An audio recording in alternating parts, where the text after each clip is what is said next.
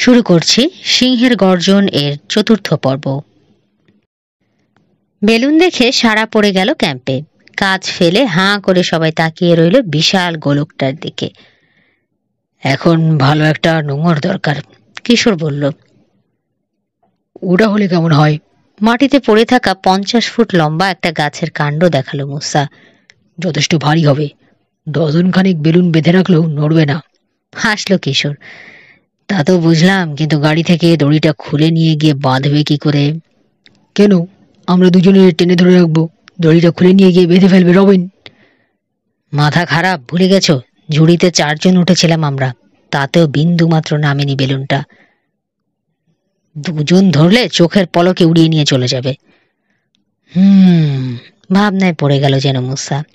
শ্রমিকদের দিকে তাকিয়ে উজ্জ্বল হলো চোখ। তাহলে 8 জন 10 জন যতজন লাগে ডেকে আনবো। রাজা মাকুমার নির্দেশ ভুলে গেছো? যা করার একা আমাদেরকেই করতে হবে। গাছের কাণ্ডটার উপর বসে ভাবতে লাগলো 3 জনে। 10 জনের কাজ 3 জনে কি করে করবে? মাকুমার কথা না শুনলে কি করবে সে? রেগে গিয়ে বলল রবিন। সিংহ না হয় নাই মারলাম, আমাদের কাজে আমরা চলে যাব। এখন আর না শুনে পারবো না, নাক বেশি গলিয়ে ফেলেছি, শত্রু বানিয়ে ফেলেছি তাকে। ভুলে যেও না, সে ডিস্ট্রিক্ট অফিসার। একটা ছুতো করে সোজা বের করে দেবে আমাদেরকে এখান থেকে, জন্তু জানোয়ার ধরাও বন্ধ করে দেবে। চুপ হয়ে গেল রবিন। নিচের ঠোঁটে ঘন ঘন কয়েকবার চিমটি কাটল কিশোর। হঠাৎ উঠে দাঁড়ালো। দাঁড়াও, ব্যবস্থা বোধহয় একটা হবে। গাড়ির বুট থেকে একটা দড়ি বের করে আনলো সে। দড়ির এক মাথা বাঁধলো বেলুনের দড়ির সঙ্গে, আরেক মাথা কাণ্ডের সঙ্গে। টেনে টুনে দেখলো যথেষ্ট শক্ত হয়েছে কিনা। তারপর বাম্পার আর হুঁকের গিট খুলে দিল। লাফিয়ে কয়েক ফুট উপরে উঠে গেল বেলুনটা। টান পড়ল নতুন দড়িতে, আরো আঁট হয়ে গেল নতুন গিটগুলো। কিশোরের ভয় হলো খুলেই না চলে যায়। গেল না। তাড়াতাড়ি সে আর রবিন মিলে বেলুনের মূল দড়ির মাথাটা পেঁচিয়ে বেঁধে ফেললো কাণ্ডের সঙ্গে। হাসতে হাসতে বলল মুসা, বুদ্ধি থাকলে এমনই হয়, 10 জনের কাজ একজনেই সেরে ফেললে। কিশোরও হাসলো। একটা কঠিন সমস্যা থেকে নিষ্কৃতি পেয়ে স্বস্তির নিঃশ্বাস ফেলছে। ঝুড়িতে উঠে সিংহের উপর নজর রাখার জন্য যেন আর তর সইছে না ওদের। তবে তার আগে আরেকটা জরুরি কাজ আছে মুসার। সিংহের বাচ্চাটাকে খাওয়ানো। টমসনের ক্যাম্প থেকে খাবার নিয়ে এসেছে, ওগুলো বের করে নিয়ে চলল তাঁবুতে। কিশোর আর রবিনও চলল তার সঙ্গে। অনেক পরিশ্রম করেছে, বিছানায় লম্বা হয়ে কয়েক মিনিট জিরিয়ে নিতে পারলে ভালো হয়। তাড়াতাড়ি ফিরে এলো ওরা। বেলুনে চড়ল দড়ির মই বেয়ে। বাতাসের জোর বাড়ছে। উত্তাল সাগরে ভাসমান ডিঙির মতোই দুলছে বেলুনের ঝুড়িটা। তবে ঢেউয়ের সঙ্গে এর তফাৎ হলো, পানিতে প্রতিটি ঢেউয়ের মাথায় চড়ার পর ঝপ করে খাদে পড়ে যায় ডিঙি, আর এখানে দোলনার মতো কাত হয়ে যাচ্ছে। ব্যাপারটা খুব বিপজ্জনক। বেশি কাত হয়ে গেলে ডিগবাজি খেয়ে গিয়ে পড়তে হবে 100 ফুট নিচে মাটিতে, ভর্তা হয়ে যাবে একেবারে। ঝুড়ির ধার খামচে ধরে বসে রইল ওরা। বাতাসের জোর না কমলে কিচ্ছু করা যাবে না। আবহাওয়ার কোনো ঠিক ঠিকানা নেই এসব অঞ্চলে, এই ভালো তো এই খারাপ। কয়েক মিনিটের মধ্যেই বাতাসের বেগ কমে গেল। দুলুনি অনেক কমলো ঝুড়ির। বিনিকিলার চোখে লাগিয়ে আশেপাশের এলাকায় নজর বোলালো ওরা। 3 মাইল লম্বা লাইনের মাঝ বরাবর জায়গায় বেলুন বাঁধা হয়েছে। এত ওপর থেকে বিনিকিলারের সাহায্যে সহজেই এদিকে 1.5 মাইল ওদিকে 1.5 মাইল জায়গা দেখতে পাচ্ছে ওরা। শ্রমিকেরা কাজ করছে। সাভান্না অঞ্চলে এটা। তামাটে রঙের লম্বা লম্বা ঘাসের বন ছড়িয়ে রয়েছে মাইলের পর মাইল জুড়ে। মাঝে মাঝে ঝোপঝাড়। এখানে ওখানেও খুদে পাহাড়ের মতো মাথা তুলে রেখেছে কয়েক ফুট উঁচু উঁইয়ের ঢিবি। দারুণ! উল্লাসে প্রায় চিৎকার করে উঠল কিশোর। সবই দেখা যাচ্ছে এখন। ঘাসের মধ্যে কিছু নড়লেই চোখে পড়বে, অথচ আমাদেরকে দেখতে পাবে না। পুরো 1 ঘন্টা ধরে সাভান্না আর প্রান্তরের ধার ঘেঁষা বনের দিকে নজর রাখলো ওরা। তারপর কুনুই দিয়ে কিশোরের গায়ে গুঁতো মারল মুসা।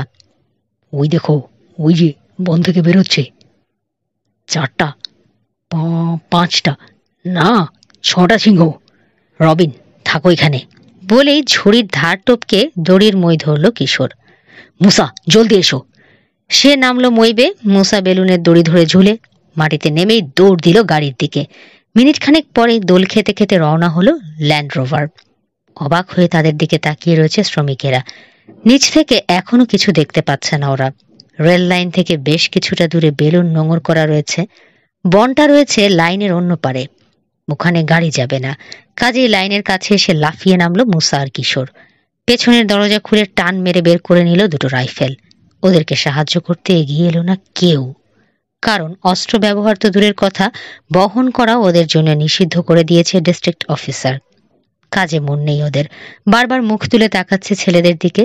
সিংহ ছটাকে এখন অনেকেই দেখেছে। 6টা মানুষ খেকোর বিরুদ্ধে যদি যদি মানুষ খেকো হয় সিংহগুলো, দুটো ছেলে কতখানি কি করতে পারবে সন্দেহ আছে। তবু ওই ছেলে দুটোই এখন ওদের একমাত্র ভরসা। হেলে দুলে ধীরে ধীরে এগিয়ে আসছে সিংহগুলো। মনে হচ্ছে সাধারণ সিংহ, আশা করলো মুসা। ক্ষতি করবে না। কি করে বুঝলে? শার্ট খুলে ফেললো কিশোর। শখানেক ফুট এগিয়ে ওটা ফেলে দিয়ে ফিরে এলো মুসার কাছে। শার্টটার কাছে এসে কৌতূহলী হয়ে ওটাকে শুঁকলো সিংহগুলো। পা দিয়ে নেড়ে চেড়ে দেখলো কেউ কেউ, তারপর একটু দূরে গিয়ে শুয়ে পড়লো লম্বা হয়ে। ওই যে তোমার জবাব, কিশোর বলল। শার্টে মানুষের গায়ের গন্ধ ভারী হয়ে লেগে আছে। মানুষ খেকো হলে ওটাকে চিরে ফালা ফালা করে ফেলতো সিংহগুলো। সব সময় সেটা নাও করতে পারে, পেছনে বলে উঠল একটা কণ্ঠ। ফিরে তাকিয়ে ওরা দেখল সেই শ্বেতাঙ্গ শিকারী দাঁড়িয়ে রয়েছে। আপনার নাম জন কক? জানি, হাত বাড়িয়ে দিল কিশোর। হাতটা ধরে জোরে জোরে ঝাঁকিয়ে দিল শিকারী। মুখটা অনেকটা লেবুর মতো, চোখে সার্বক্ষণিক বিরক্তি, ঠোঁটের কোণ দুটো বেঁকে রয়েছে বিরক্তিতে। ভাবলাম সাহায্য লাগতে পারে তোমাদের। 6টা সিংহকে সামলানো সহজ কথা নয়, তাছাড়া তোমরা ছেলে মানুষ। হাসল কিশোর, জবাব দিল না। একটু আগে যে শার্টের কথা বলছিলে, আবারও বলল কক, সেটা ঠিক নয়। তোমার ধারণা ভুল। সিংহ ভীষণ চালাক, বুঝেও না বোঝার ভান করে থাকে অনেক সময় শিকারকে কাছে পাওয়ার জন্যে। সিংহ খেয়াল করছে না ভেবে অসতর্ক হয়ে পড়বে শিকার, ঠিক তখনই এসে তার ঘাড়ে পড়ে সিংহ। জানি এসব কথা, কিশোর বলল, তবে শিওর না হয়ে গুলি করতে পারবো না। মানুষ খেকো ছাড়া সাধারণ সিংহ মারার অনুমতি দেওয়া হয়নি আমাদেরকে। একটা কাজ করা যায়, আসুন ভয় দেখিয়ে ওগুলোকে আবার বনের ভেতর ফেরত পাঠাই। ভালো বুদ্ধি, একমত হলো কক। এক চিলতে শয়তানি হাসি ফুটে উঠলেই মিলিয়ে গেল ঠোঁটে। কাঁধে রাইফেল ঠেকালো সে। একসঙ্গে গর্জে উঠল 3টে রাইফেল। লাফিয়ে উঠে বনের দিকে দৌড় দিল সিংহগুলো। আবার গর্জে উঠল রাইফেল। টলে উঠল একটা সিংহ। ঝট করে মুসার দিকে ফিরল কিশোর। তুমি গায়ে গুলি করেছ? না, মাথার 6 ফুট ওপরে, গায়ে লাগতেই পারে না। তাহলে কে করলো? বলতে বলতে ককের দিকে ফিরল কিশোর। কিন্তু কোথায় কক? আগের জায়গায় নেই, দৌড় দিয়েছে রেল লাইনের দিকে। ওখানেই দাঁড়িয়ে রইল 2 গোয়েন্দা। বন থেকে বেরোলো না সিংহগুলো। মিনিট 15 অপেক্ষা করে বনের দিকে পা বাড়ালো ওরা, খুব সাবধানে। বনের কাছাকাছি এসে দেখল ঘাসের মধ্যে পড়ে রয়েছে একটা সিংহ। এটার গায়ে গুলি লেগেছে, নড়ল না। ঘুমন্ত কুকুরের মতো গুটিসুটি হয়ে আছে তামাটি রঙের বিশাল জানোয়ারটা। বাঁ কানের কাছে একটা ফুটো থেকে রক্ত পড়ছে। চিরনিদ্রায় শায়িত পশুরাজ। তারে ঘুম আর ভাঙবে না কোনোদিন। শার্টটা তুলে নিল কিশোর। স্টেশনে চলল কিম্বার কাছে রিপোর্ট করার জন্য। বলতে গিয়ে বাধা পেল সে।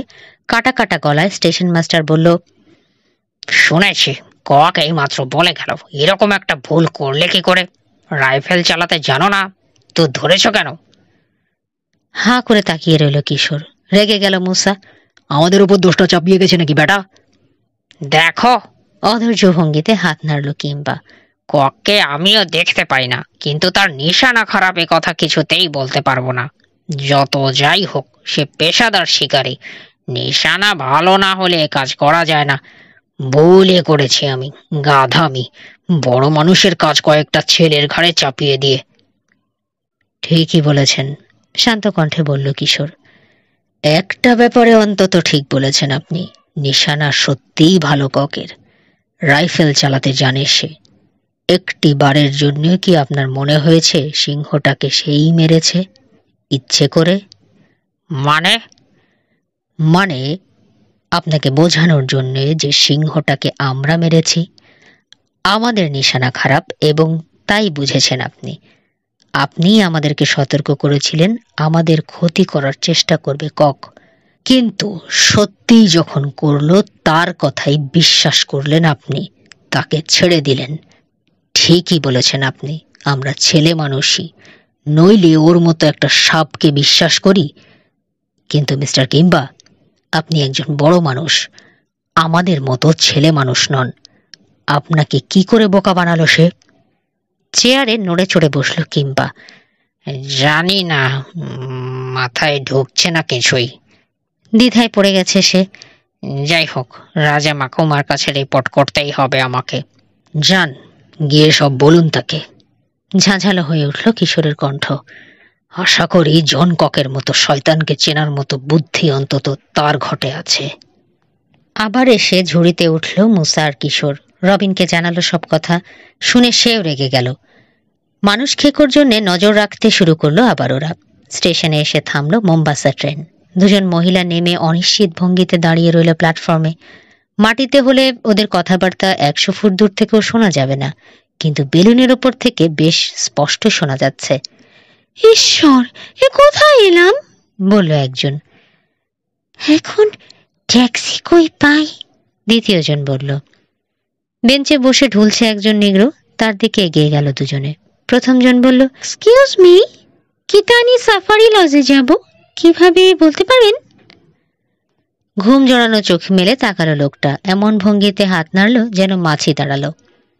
বুঝিনি, দ্বিতীয় মহিলা বলল।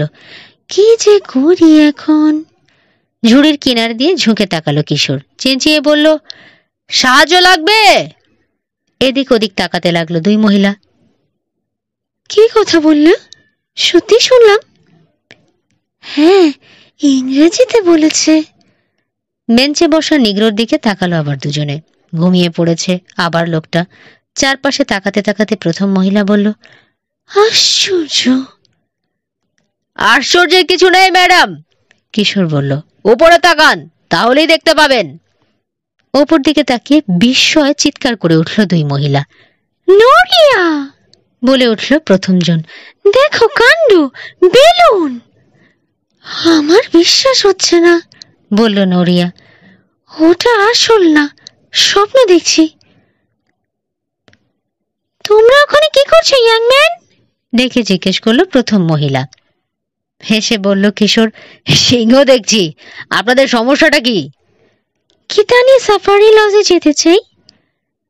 তাহলে বসতে হবে, নাইরোবি ট্রেন ধরবে এসে লজের গাড়ি। কতক্ষণ? 2 ঘন্টা। সর্বনাশ ইয়াং ম্যান, আমরা আমেরিকান টুরিস্ট, এ কি ধরনের ব্যবহার? 2 ঘন্টা? এতক্ষণ কি করব আমরা? কোথায় বসবো? স্টেশনেই বসুন।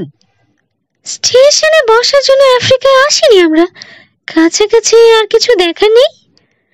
গায়ে যেতে পারেন, যাবেন? যাব।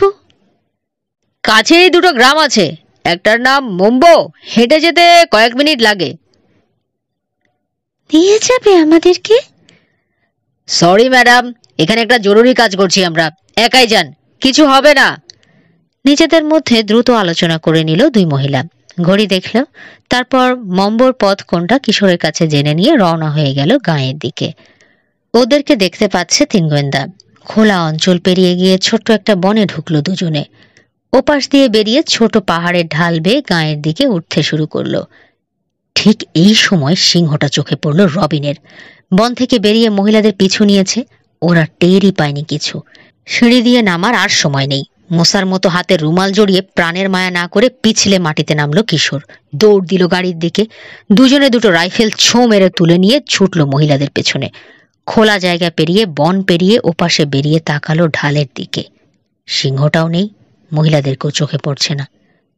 গেল কোথায়? ধরে নিয়ে জানি তো, হাঁপাতে হাঁপাতে বলল মুসা। ঢাল বেয়ে প্রায় দৌড়ে উঠে এসে গায়ে ঢুকলো দুজনে। কুঁড়েগুলোর মাঝের পথ দিয়ে ছুটে এসে দাঁড়ালো গায়ের বারোয়ারি উঠানে, যেখানে নাচ গান হয়। মহা উত্তেজনা চলছে এখানে। গায়ের ছেলে বুড়ো মহিলারা এসে যেন ভেঙে পড়েছে, ঘিরে ধরেছে সাংঘাতিক আকর্ষণীয় কিছুকে। তাড়াতাড়ি এসে ঠেলে ভিড় সরিয়ে ভেতরে ঢুকলো দুই গোয়েন্দা। দুই মহিলা আর সিংহটাকে পাওয়া গেল ওখানেই। লাফ দিয়ে এসে ওদের সামনে দাঁড়িয়ে গেল কিশোর আর মুসা। রাইফেল তুলল সিংহটাকে মেরে মহিলাদেরকে বাঁচানোর জন্যে। ওরা আশা করেছিল মানুষ খেকোটাকে মারতে আসায় খুশি হয়ে ওদেরকে স্বাগত জানাবে গায়ের লোক, কিন্তু উল্টো ব্যাপার ঘটল। রেগে গেল জনতা। লাফিয়ে এগিয়ে এসে থাবা দিয়ে ওদের রাইফেল নামিয়ে দিল বিশাল দেহি এক নিগ্রো। চেঁচিয়ে বলল, না না, গুলি করো না, সিংহটাকে মারলে আমরা তোমাদেরকে মারবো। তাজ্জব হয়ে গেল দুই গোয়েন্দা। কেন? কিশোর জিজ্ঞেস করলো। এমন কি হয়ে গেল সিংহটা? লোকটা জবাব দিল, ও ভালো সিংহ, আমাদের এখানে থাকে, পাহারা দেয়, কুত্তার চেয়ে ভালো, আমাদের দেখাশোনা করে। খারাপ মোষ গায়ে ঢুকতে চাইলে মোষকে মেরে ফেলে। বন থেকে অনেক শুয়োর আসে, ফসল নষ্ট করে, বাগান নষ্ট করে, শুয়োরকেও মেরে ফেলে ও। বোকা হয়ে গেছে যেন দুই গোয়েন্দা। পরস্পরের দিকে তাকালো। কি করতে এসেছিল আর কি হলো? ওরা ভেবেছিল মানুষ খেকো মেরে বাহাদুরি নেবে, তার বদলে পেল লজ্জা। এমনকি যে মহিলাদেরকে মানুষ খেকোর হাত থেকে উদ্ধার করবে ভেবেছিল, তারাও ওদের এই বীরত্বকে ভালোভাবে নিতে পারল না। সিংহ তাহলে ভালো চেনো না তোমরা, বলল নড়িয়া। আপনারা মনে হয় চেনেন, মোলায়েম গলায় কিছুটা ক্ষোভের সঙ্গেই বলল কিশোর। চিনি, ক্রুগার ন্যাশনাল পার্কে গিয়েছিলাম, সেখান থেকেই আসছি। অনেক সিংহ দেখেছি, ওগুলোর মাঝে ঘুরে বেরিয়েছি, কিচ্ছু করেনি আমাদেরকে। 15 ফুটের মধ্যে গাড়ি নিয়ে গিয়েছে গাইড, বসে বসে দেখেছি আমরা। সিংহগুলো চোখ তুলেও তাকায়নি আমাদের দিকে, হাই তুলেছে, আকাশের দিকে পা তুলে দিয়ে গড়াগড়ি খেয়েছে বিড়ালের বাচ্চার মতো। কেউ কেউ চুপচাপ ঘুমিয়ে থেকেছে, একেবারে যেন পোষা বিড়াল, শুধু অনেক বড়। এই যা। গাড়ি থেকে নেমেছিলেন? না, অনুমতি দেয়া হয়নি, কিন্তু দিলেও কোনো ক্ষতি হতো না, বুঝতে পেরেছি। এত ভদ্র আর শান্ত জানোয়ার আর দেখিনি, একটা মাছিও মারতে পারবে না। সিংহকে বেশি বিশ্বাস করে ফেলেছেন। জন্তু জানোয়ার সম্পর্কে আমাকে শেখাতে এসো না ইয়াং ম্যান, কড়া গলায় বলল নড়িয়া। বাড়িতে অনেক বিড়াল পুষি আমি, এই সিংহগুলো অবিকল ওদের মতো। এটা কি দেখো না কি ভদ্র। ভদ্র জানোয়ারটা ইয়া বড় হাই তুলল, দেখিয়ে দিল 3 ইঞ্চি লম্বা ধারালো সদন্ত আর এক সারি ক্ষুরধার দাঁত। নড়িয়ার মুখটা সহজেই এঁটে যাবে বিশাল ওই মুখ গহ্বরে। কিশোরকে যে বাধা দিয়েছে সে গায়ের সর্দার, মাপ চাওয়ার ভঙ্গিতে বলল, খারাপ ব্যবহার করে ফেলেছি, কিছু মনে করো না, তোমাদের কোনো দোষ নেই। তোমরা তো আর জানতে না এটা ভালো সিংহ, ও আমাদের ফসল বাঁচায়, বাগান রক্ষা করে, দেখতে চাইলে এসো। ঘুরে ঘুরে বাগান দেখালো সর্দার। কিশোরদের সঙ্গে মহিলারাও দেখলো। দেখা শেষ করে আবার সিংহটার কাছে ফিরে এলো ওরা। পেট, নড়িয়া বলল, এক কাজ করা যাক, এত ভালো একটা সিংহকে মনে রাখার জন্য কিছু নিয়ে যাই। একগুচ্ছ কেশর কেটে নিয়ে গেলে কেমন হয়? কিংবা একটা নখ, একমত হয়ে বলল পেট। চমৎকার দেখতে, তাই না? কেমন চকচক করছে। বাড়ি ফিরে গিয়ে জুয়েলারির দোকান থেকে আংটিতে বসিয়ে নেব, দারুণ হবে। কিন্তু ব্যাগে কাঁচি আছে, কাটার চেষ্টা করি, কি বলো? করো। ব্যাগ থেকে কাঁচি বের করলো দুজনেই, কিন্তু সিংহের কাছে এসে আর গায়ে হাত দেওয়ার সাহস করতে পারলো না। একজন আরেকজনকে চাপাচাপি করতে লাগলো কাটার জন্যে। অবশেষে সাহস করে সিংহের কেশরে হাত রাখলো নড়িয়া। চোখ মেলে তাকালো সিংহ। ঘুমের ব্যাঘাত হওয়ায় বিরক্ত হয়ে ঠেলে সরিয়ে দিল 2 মহিলাকে। আর সিংহের ঠেলা মানেই এক সাংঘাতিক ব্যাপার। প্রায় ছিটকে গিয়ে কাছের কুঁড়ের দেয়ালে পড়ল দুজনে। একজন পড়ে গেল মাটিতে, আর একজন পড়ল তার ওপর। আবার চোখ মুদে ঘুমাতে লাগলো সিংহ। ধরে টোরে মহিলাদেরকে তুলল কিশোর আর মুসা। মাটি লেগে গেছে মহিলাদের পোশাকে। সিংহের নখ লেগে ছিঁড়ে গেছে কয়েক জায়গায়, কনুইয়ের কাছে চাল উঠে গেছে, আর 12টা বেজে গেছে স্নায়ুর। একটা গাছের কাণ্ডের ওপর দুর্বল ভঙ্গিতে বসে পড়ল দুজনে। কাণ্ডটা ঢাক হিসাবে ব্যবহার করে গ্রামবাসীরা। ঘুমন্ত সিংহটার দিকে তাকিয়ে রয়েছে অবাক দৃষ্টিতে। এরকম একটা কাজ কি করে করতে পারলো? অনুযোগের সুরে বলল নরিয়া। ওদের কাছে এসে বসলো কিশোর। লেকচার দেওয়ার মানসিকতা নেই তার এখন, তবে এই বোকা মহিলাদেরকে সাবধান না করলে যে কোনো সময় সিংহের খাবার হয়ে যেতে পারে। খুব বাজে একটা ব্যাপার ঘটে গেল, নরম গলায় বলল সে। তবে সিংহটাকে দোষ দিতে পারবেন না। ঘুম থেকে আপনারা উঠে যদি দেখেন চুল কাটছে কেউ, কি করবেন? রেগে যাবেন না? বাধা দেবেন না? কিন্তু সিংহটাকে আমরা খুব ভদ্রলোক ভেবেছিলাম, বলল বেট। ওদেরকে বিরক্ত যতক্ষণ না করবেন ভদ্র থাকবে। খোঁচাখুঁচি করলে আফ্রিকার সবচেয়ে ভয়ঙ্কর জানোয়ার হয়ে যায় ওরা।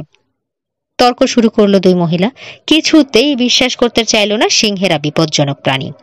নানা রকম বই থেকে উদাহরণ দিয়ে, শিকারীদের অভিজ্ঞতার কাহিনী বলে, অনেক লেকচার টেকচার দিয়ে অবশেষে বোঝাতে পারল কিশোর।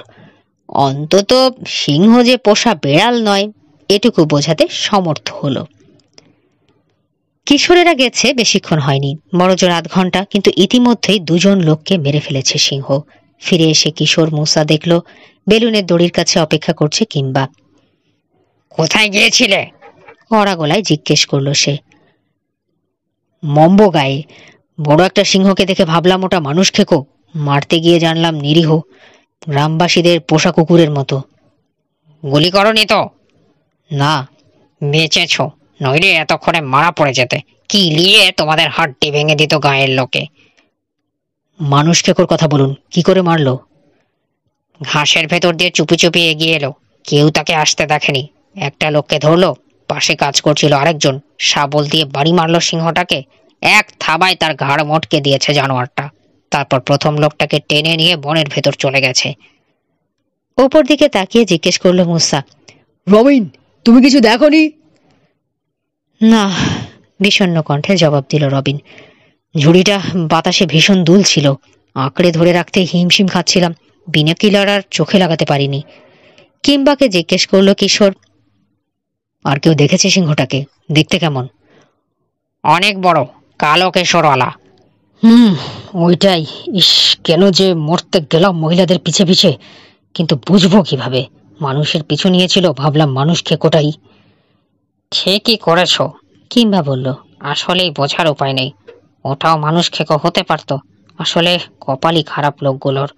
তোমরা কি করবে? আনমনে মাথা নাড়ল একবার স্টেশন মাস্টার। ফিরে চলল স্টেশনে। মাথা নিচু করে হাঁটতে গিয়ে আরেকটু হলেই কালো লম্বা ছেলেটার গায়ে ধাক্কা লাগিয়ে বসেছিল কিংবা। মুখ তুলে চেয়ে দেখল গুলা গায়ের অঙ্গার ছেলে বঙ্গা। ছেলেটা কিন্তু তখনও তাকে দেখেনি। 100 ফুট ওপরের ঝুড়িটার দিকে তাকিয়ে রয়েছে সে। দড়ির মই বেয়ে তখন সবে ওপরে উঠেছে কিশোর আর মুসা। বঙ্গার চোখে তীব্র ঘৃণা। দৃষ্টি দিয়ে যদি কাউকে খুন করা সম্ভব হতো, এতক্ষণে 3 গোয়েন্দাকে খতম করে দিত সে। তার কাঁধে ধনুক, পিঠে তুন ভর্তি তীর। তীরের ফলায় কালো দাগ দেখে বোঝা যায় ওগুলোতে মারাত্মক বিষ মাখানো। ঝুড়িতে বসা ছেলেগুলো এখন তার জন্য চমৎকার নিশানা। বঙ্গা খুন করতে চায়, এ কথাটা একবারও ভাবল না কিংবা। তবে গন্ডগোলের গন্ধ পেল সে। এই এলাকায় কোনো পুলিশ নেই। এখানে সহকারী কর্মচারী বলতে শুধু সে আর ডিস্ট্রিক্ট অফিসার মাকুমা। ঝামেলা টামেলাগুলো মিটমাট করার দায়িত্ব এই দুজনেরই। ব্যাপারটা কি ভাবল কিংবা। বঙ্গার উদ্দেশ্য জানার জন্য বলল, কেমন আছো বঙ্গা? মনে হচ্ছে ওই ছেলেগুলোকে তোমার পছন্দ হচ্ছে না। এতক্ষণে কিংবাকে দেখতে পেল বঙ্গা। বিড়বিড় করে দায় সারা একটা জবাব দিয়ে সরে পড়তে চাইল। 1 মিনিট, তার পথ রোধ করল কিংবা। কিছু হয়েছে? তিক্ত কণ্ঠে বঙ্গা বলল, আমাকে জিজ্ঞেস করছেন কেন? আপনি জানেন না? মানে? আমার বাবা, আপনি জানেন তাকে খুন করা হয়েছে? জানি, একটা সিংহ তাকে মেরে ফেলেছে। না, মেরেছে ওই ছেলেগুলো। হাত তুলে ঝুড়িটা দেখালো বঙ্গা। বাবাকে খুন করেছে। ওরা করলো কিভাবে? সিংহটা ওদের তাঁবুতে ঢুকেছিল, সহজে গুলি করতে পারতো, ওরা মেরে ফেলতে পারতো, মারেনি, ছেড়ে দিয়েছে। সিংহটা তখন পাশের তাঁবুতে ঢুকে আমার বাবাকে মেরেছে। দোষটা ওদেরই, বাবার মৃত্যুর জন্য ওরাই দায়ী। তোমার মাথা গরম হয়ে গেছে মঙ্গা। রিভলভার থাবা মেরে ফেলে দিয়েছিল সিংহটা, ওরা কি করবে? ওদেরই তখন প্রাণ যায় যায়, তবুও মারার যথেষ্ট চেষ্টা করেছে। কি দিয়ে? ময়দার গুঁড়ো? আহ, সিংহের সঙ্গে লড়াইয়ের কি অস্ত্র! দেখুন, ওদের হয়ে যত কথাই বলুন লাভ হবে না। আমি বলবো ওরাই আমার বাবাকে খুন করেছে, আর এর জন্য পস্তাতে হবে ওদেরকে। ছেলেটার কাঁধে হাত রাখলো কিংবা। বঙ্গা, শোনো, তোমার যদি সেরকম কিছু মনে হয় আদালতে গিয়ে নালিশ করো, নিজের হাতে কিছু করতে যেও না। আদালত? আপনি ভালো করেই জানেন আমাদের গোত্রের নিয়ম নয় সেটা। কেউ খুন হলে খুনের প্রতিশোধ তার ছেলেকে অবশ্যই নিতে হবে। কোনো আদালতে গিয়ে কাজ হবে না। আমাদের গোত্রের জন্য সামান্যতম শ্রদ্ধা ভক্তি যদি থাকে আপনার, দয়া করে এতে নাক গলাতে আসবেন না। শ্রদ্ধা ভক্তি অবশ্যই আছে, জোর দিয়ে বলল কিংবা। কিন্তু আমার কথাও শুনে রাখো, এমন কিছু করতে যেও না যাতে হাত কড়া পড়ে গিয়ে নাইরোবি জেলে পৌঁছতে হয়। ভেবে দেখো কথাটা। আর ওই ছেলেগুলোর ওপর থেকে রাগটা একটু কমানোর চেষ্টা করো। কেন করব? বলছি কেন করবে? একবারও কি ভেবে দেখেছো কিশোর পাশা না থাকলে তোমার বাবার লাশও পেতে না? রাতের বেলায় শিয়াল হায়নায় খেয়ে ফেলতো, হাড্ডিগুলো পেতে না। ওর জন্যে বাবার লাশ নিয়ে গিয়ে ঠিকমতো খবর দিতে পারলে। তুমি শিক্ষিত ছেলে, নতুন দুনিয়ার আইন কানুন সম্পর্কে তুমি অজ্ঞ নও। পুরনো কুসংস্কার আঁকড়ে ধরে রেখে প্রতিশোধের জন্য খুন করে বসাটা কোনো কাজের কথা নয়, নেহায়াত বোকামি। যাও, ভেবে দেখো আমার কথাগুলো। বিড়বিড় করে কি বলল বঙ্গা বোঝা গেল না, তবে রাগ যে কমেনি তার আচরণে বুঝিয়ে দিল। এক ঝটকায় ঘুরে দাঁড়িয়ে গটমট করে রওনা হয়ে গেল গুলাগাঁয়ের দিকে। এলোমেলো প্রচন্ড বাতাস এসে টান মেরে কাত করে ফেলল ঝুড়িটা। দড়িতে বাঁধা আকাশ বিহার বিপজ্জনক ভঙ্গিতে কাত হয়ে গেল। আরেকটু হলেই নিচের মুখ দিয়ে গ্যাস বেরিয়ে যাবে। ভীষণ দুলতে আরম্ভ করলো ঝুড়ি। বসে থাকায় দায় হয়ে উঠল তিন গোয়েন্দার জন্যে। নামাও প্রায় অসম্ভব এখন, এমন ভাবে দুলছে দড়ির সিঁড়ি, পড়ে যাওয়ার সম্ভাবনা 16 আনা। ওপরের দিকে তাকিয়ে মুসা দেখল কালো মেঘ ধেয়ে আসছে, যেন বেলুনটাকে গ্রাস করার জন্যে। খাইছে, বসে থাকলে তো মারা পড়বো, নামতে গেলেও মরবো, কিশোর বলল। দেখো কাণ্ডটা দেখো। নিচের দিকে আঙ্গুল তুলল সে। আবহাওয়ার এই হঠাৎ পরিবর্তনে সমস্ত জন্তু জানোয়ারই ঘাবড়ে গেছে। ঝড় আসছে নাকি? মাঠের উপর তীব্র বেগে ছুটে চলেছে একপাল জেব্রা। ইম্পালা হরিণগুলোর যেন পাখা গজিয়েছে, এক এক লাফে 10 ফুট উপরে উঠে পড়ছে। জেব্রাগুলো যেদিকে যাচ্ছে সেই দিকেই ছুটছে হরিণগুলোও। বন থেকে বেরিয়ে এসেছে বেবুনের দল। উত্তেজিত চিৎকার, কান ঝালাপালা হওয়ার জোগাড়। প্রখর রোদের উষ্ণতায় আরামে ঘুমিয়েছিল যেসব সিংহ, এখন আচমকা এই শীতল বাতাস লাগাতে ধড়মড়িয়ে উঠে অস্থির পায়চারি করছে ইতিউতি। এক হাতে ঝুড়ির কিনার খামচে ধরে রেখে আর এক হাতে বিনিকিলার চোখে লাগালো কিশোর, পড়ে যাওয়ার ঝুঁকি নিয়েই, মানুষ খেকোটা আছে কিনা দেখার জন্যে। হাতি হাতি বলে চিৎকার করে উঠল রবিন। 40-50টা হাতির একটা পাল পাহাড়ের ঢাল বেয়ে উঠে যাচ্ছে গুলাগাঁয়ের দিকে। প্রচন্ড ঝড়ের মতো গিয়ে পড়ল গাঁয়ের ওপর। ওদের চলার পথে পড়েছে কুঁড়েগুলো, পাশ কাটিয়ে যাওয়ার বিন্দু মাত্র চেষ্টা করলো না। ওগুলো ভেঙে চুরে গুঁড়িয়ে দিতে লাগলো। চেঁচাতে চেঁচাতে বেরিয়ে আসছে ছেলে মেয়ে নারী পুরুষ। এসো বলে আর দেরি করলো না কিশোর। বেলুনের নোঙরের দড়ি ধরে ঝুলে পড়লো, সাঁ করে নামলো মাটিতে। কি করে নামতে হয় রবিনকে দেখিয়ে দিল মুসা। দড়ি আঁকড়ে ধরে চোখ বন্ধ করে ফেলল রবিন। মাটিতে পা ঠেকার আগে আর খুলল না। মুসাও নামলো। 3 জনে দৌড় দিল স্টেশনের দিকে। হাঁপাতে হাঁপাতে কিংবাকে জানালো কিশোর, হাতি হাতি, গুলাগাঁয়ের ওপর চড়াও হয়েছে, লোক দরকার, জলদি টিনফিন এসব নিয়ে আসতে বলুন। একটা মুহূর্ত নষ্ট না করে গুলার দিকে দৌড় দিল তিন গোয়েন্দা। কিংবাও দেরি করল না, বাইরে বেরিয়েই প্রয়োজনীয় নির্দেশ দিয়ে দিল। মিনিট খানেকের মধ্যে দলে দলে রেল শ্রমিক ছুটল গাঁয়ের দিকে। সবার হাতেই টিনের বাসন কিংবা টিনের অন্য কোনো পাত্র। গাঁয়ের লোকে দিশেহারা হয়ে ছুটছে এদিক ওদিক। বাগানে চড়াও হয়েছে হাতির পাল, ধ্বংস করে দিচ্ছে সবকিছু। হাতির পায়ের তলায় পড়ে না মরলেও বাগান নষ্ট হয়ে গেলে যে না খেয়ে মরতে হবে গ্রামবাসীকে। কখন যে শ্রমিকদের নেতা হয়ে বসলো কিশোর, সে নিজেও বলতে পারবে না। ওদেরকে এক সারিতে দাঁড়া করালো, পাথর কিংবা লাঠি কিংবা ডাল দিয়ে টিনের পাত্র বাজাতে বাজাতে একসঙ্গে এগোতে বলল। টিন পেটানোর শব্দ হাতির ভীষণ অপছন্দ, বিকট বিচ্ছিরি শব্দ, এমনকি হাতিদের সম্মিলিত নিনাদকেও ছাড়িয়ে গেল। শ্রমিকদের সাথে এসে যোগ দিল গাঁয়ের লোকেরা। টিন আর ঢাক বাজছে, সেই সঙ্গে গলা ফাটিয়ে চিৎকার করছে সবাই। হাতিদের নিয়ে ব্যস্ত গাঁয়ের লোক। ঠিক এই সময় সুযোগ বুঝে এসে হানা দিল কালো কেশর। গায়ের এক প্রান্তে কুড়েতে বসে আগুন জ্বালানোর চেষ্টা করছে এক বৃদ্ধা। শীতে ঠান্ডা হওয়া হাত পা সেঁকার জন্যে। তার স্বামী গেছে হাতি তাড়াতে। তাড়াহুড়ে দরজাটা লাগিয়ে দিয়ে যেতে ভুলে গেছে। বৃদ্ধাও খেয়াল করছে না। নিঃশব্দে ভেতরে ঢুকে পড়ল কালো কেশর। দরজা খুলে যেতেই মুখ তুলে তাকালো বৃদ্ধা। সিংহ দেখে আতঙ্কে চিৎকার করে উঠল। এক টানে একটা জ্বলন্ত চেলাকাঠ তুলে নিয়ে ঠেসে ধরল সিংহের মুখে। এরকম অভদ্র আচরণে অভ্যস্ত নয় কালো কেশর। নাকে মুখে গরম ছ্যাঁকা লাগতে ব্যথায় গর্জন করে উঠল, আবার চেলাকাঠ দিয়ে বাড়ি মারল বৃদ্ধা। এসব জ্বালাতন একটুও ভালো লাগলো না কালো কেশরের। চুলোয় যাক বুড়ি, অন্য কাউকে ধরবে ভেবেই যেন আবার বেরিয়ে গেল সে। উঁকি দিয়ে সিংহটাকে চলে যেতে দেখল বৃদ্ধা। আর একটা মুহূর্ত দেরি না করে জ্বলন্ত চেলাকাঠ হাতে নিয়ে বেরিয়ে এলো বাইরে। সিংহ, সিংহ বলে চেঁচাতে চেঁচাতে দৌড় দিল পুরুষরা যেখানে হাতি দাঁড়াচ্ছে। প্রচন্ড হইহট্টগোলে বিরক্ত হয়ে গ্রাম থেকে বেরিয়ে গেল হাতিরা। তখন বৃদ্ধার কথা শোনার অবকাশ হলো সকলের। এখানেই শেষ হচ্ছে সিংহের গর্জন এর চতুর্থ পর্ব। পরবর্তী পর্ব শুনতে সাথে থাকুন গল্প বাই ঘাসফড়িং এর। ধন্যবাদ।